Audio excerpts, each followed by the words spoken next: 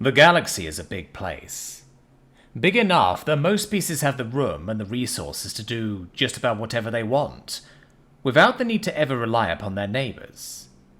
So what binds nations together in the modern union?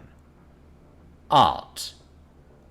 Every civilization has their own version of Maslow's hierarchy of needs, and the majority of old civilizations have found themselves at the top of this hierarchy. Accordingly, the talk of the galaxy often revolves around the newest musical compositions, or paintings, or films. There are whole worlds terraformed to be living masterpieces, constructed over centuries with every continent shaped just so. Ocean chemistries are tweaked to achieve that specific tranquil purple. Planetary scale auditions are held to find each generation's top talents to award. And all of this comes together once a decade for the Pan Arts Exhibition. "I love that dress," squealed a shiny scalp bean to her friend, who appeared very much to be wearing a moving waterfall of leaves. "Thanks. Of course, you know I had to get it on syrup. As if I would go anywhere else for a dress on a night like tonight," the friend chirped back. For it was true. If you weren't wearing the latest Serapian fashion, what were you even doing at the Pan Arts? Other conversations were muddled together around the gala, some discussing the Adena's latest geosculpting advancements, or how the 387th season of Very Close Acquaintances in Europe had totally jumped the local apex marine predator. This was the nature of the Pan Arts. Every species and every artist vying to carve out their own little niche and make a name for themselves. Because if you're not making art, you're not making a mark on the galaxy. Of course, over the millennia, somewhat of a hierarchy had established itself. There were the species who focused on the high arts, the Sirap for fashion, the Denola for portraits, the narrator for poetry, and so forth. Some of the newer species stake their claims towards less refined topics, including one notable case of the Yersagwen, whose home planet was more or less entirely used for filming the galaxy's largest reality TV show. But with art being as fluid a concept as most consider it, there was room enough for everyone to make something of themselves that they could be proud of. That was until the humans came along. Their first contact had the rather misfortune of occurring during Alpha Centauri's war for independence. Naturally, humanity was rather busy and not in the mood to entertain visitors, so they were not given the full instructions normally afforded to others, and were simply told the location and time of the next Pan Arts exhibition and encouraged to attend. Given the intervening time, both sides licked their wounds and put together new governments after the old ones were quite messily dismantled by precision strikes early on in the war. These new governments both had mobilized almost their entire populace during the conflict, so it was of little surprise that the diplomatic corps formed afterwards little resembled the stuffy bureaucrats and politicians from before the war.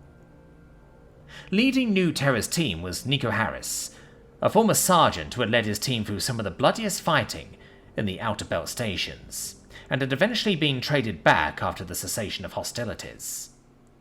He felt more at home in the trenches and studying tactics, but after the war, peace seemed to be a better career choice for the foreseeable future, now that humanity was opening up to the galaxy at large. On the other hand, the Centauri Republic sent Harper Davis, whose appointment had caused quite a bit of consternation among her nation. She was a former thief, who had previously been in and out of prison while attempting the perfect heist. Her words, before the war. After the trade embargoes had started, however, she turned towards being a blockade runner to help supply the war effort using stolen ships. This alone was what had led her to be wearing a snazzy blue Centaurian uniform, rather than a significantly less snazzy orange one she was previously scheduled to be in for the next 10 to 20. Overall, though, both nations had chosen representatives that represented what they were proudest of, the war hero and the scrappy survivor. Nico and Harper got along well, and both were excited to see what there was to see out in the rest of the galaxy. So when humanity arrived at its first Pan Arts to greet the galaxy, it was safe to say that the associated representatives of New Terra and the Centauri Republic both felt they were out of place.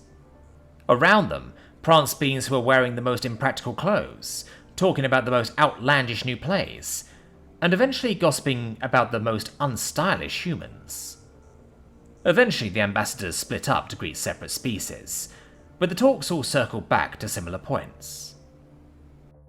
"What is your species' art?" they all ended up asking. The unspoken capitalization of art drew a raised eyebrow from Nico, who responded, "I mean, we like all kinds of art. I'm particular to poetry myself. I mean as a whole. Every species here has found their specialty. For example, we, Weislif, are the unquestioned masters of Gabar. In fact, my partner made that piece over there. His magnum opus."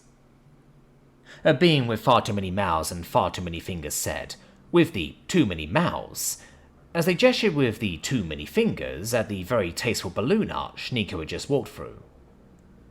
As Nico admired the very nice balloon arch, along with some very stylishly dressed and very stiff beings next to it, Harper came running over in a newly acquired spiky jacket that seemed right out of some 20th century punk recreation club. In doing so, she bumped one of the stationary beings next to the arch, who unexpectedly responded to the jostling by bursting and flying across the room in a puff of air.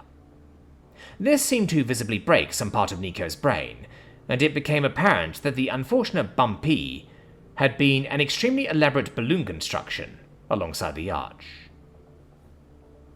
Scenes like this played out across the room with varying levels of confusion and disbelief amongst the human representatives, as it became clearer that aliens were just that much better at most, if not all, forms of art, as one could expect from a galaxy that prized it above all else. Slowly, the conversation in the room turned towards finding out where humans would find their niche, or if they simply had the bad luck of finding some other species already occupy their niche, and where they would go from there. But for all the back and forth, with Nico showing off the Mona Lisa, Hamlet, and associated works of Earth's finest, it seemed like in each case there was a race who had been churning out works for millennia that surpassed them all. Eventually, the evening came to an end, and on the way to their rooms, the human ambassadors received a notice that the second day of the Pan-Arts would now be featuring a roundtable discussion on humanity's art, or lack thereof. Nico and Harper were each invited to provide a speech of some sort, but how could they find something to tell the galaxy they were best at? "Well, shit. Looks like a long night ahead of us," said Nico, before he grabbed his laptop from his room and headed down to the luxurious conference room adjoining the human rooms. "No kidding. Look at this place. It's like the Sistine Chapel and an Apple store had a baby. I heard that the IPMI designed it, and their whole art is just interior design of hotels," Harper responded once they arrived. "What can we even say that hasn't been done to death over the course of thousands of years of peace for thousands of species?" "Don't forget about the post-scarcity. None of the people alive here have ever had to struggle for anything.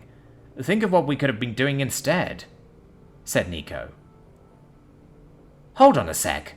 I've got it," they both said simultaneously.